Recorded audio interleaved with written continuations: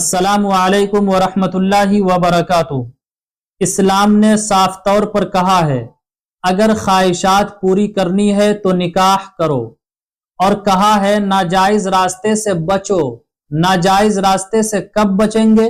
جب نکاح کریں گے، بلکہ نکاح تو ایک عبادت ہے، اور یہ صورت بھی نکاح سے ہی کمپلیٹ ہو سکتی ہے۔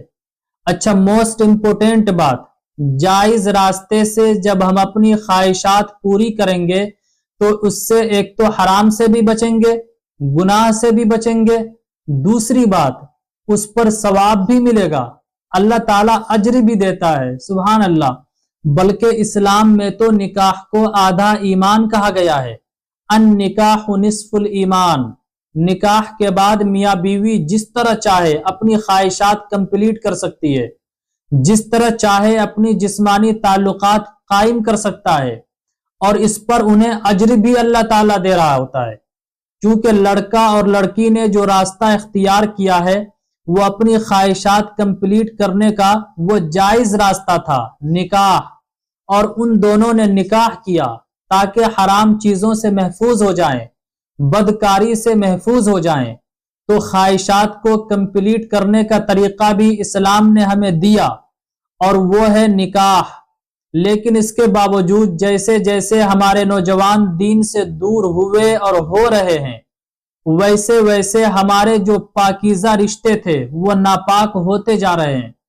جی، یہ بالکل سوچ سمجھ کر ہوش و حواس میں بول رہا ہوں۔ آئیے بتاتا ہوں پاکیزہ رشتے کیسے ناپاک ہو رہے۔ ویسے تو میاں بیوی جیسے چاہے لطف اندوز ہو سکتے ہیں، کوئی رکاوٹ نہیں ہے، نو پرابلم، نو ٹینشن، جسمانی خواہشات مکمل کر سکتے ہیں، بلکہ میاں بیوی کو تو اسلام نے ایک دوسرے کا لباس تک قرار دیا ہے۔ تو میاں بیوی جیسے چاہیں، جس طرح چاہیں آپس میں لطف اندوز ہو سکتے ہیں، دن میں ہو، رات میں ہو، لائٹ بند کر کے ہو، لائٹ چالو کر کے ہو، اوپر چادر ڈال کر کے ہو، چادر ہٹا کے ہو، پورے کپڑے ہٹا کے ہو، جس طرح چاہیں۔ ہاں، کچھ چیزیں آداب میں سے آتے ہیں، اس کا بھی خیال رکھنا چاہیے، لیکن جیسے چاہیں اپنی خواہشات پوری کر سکتے ہیں، اس کی اجازت ہے۔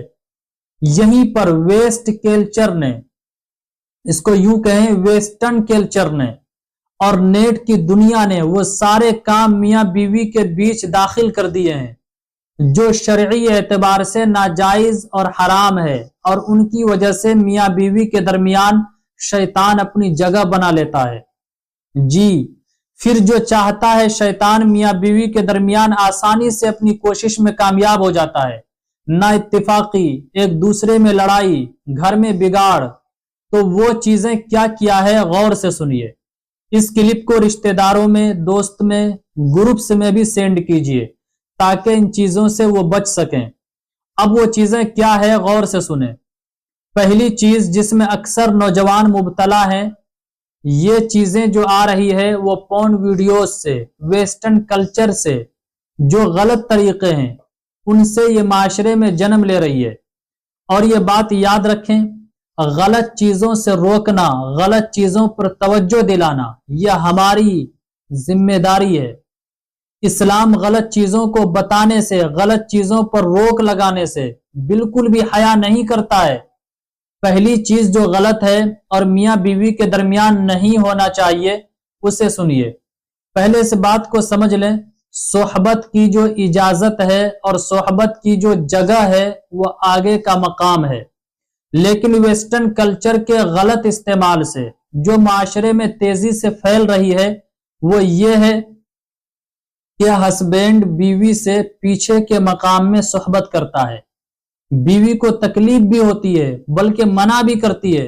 بہت سارے کیسز اس طرح کے سامنے آئے، بیوی منع کرتی ہے تو شوہر مجبور کرتے ہیں، اور پھر اوپر سے ان کی پٹائی بھی کر دیتے ہیں۔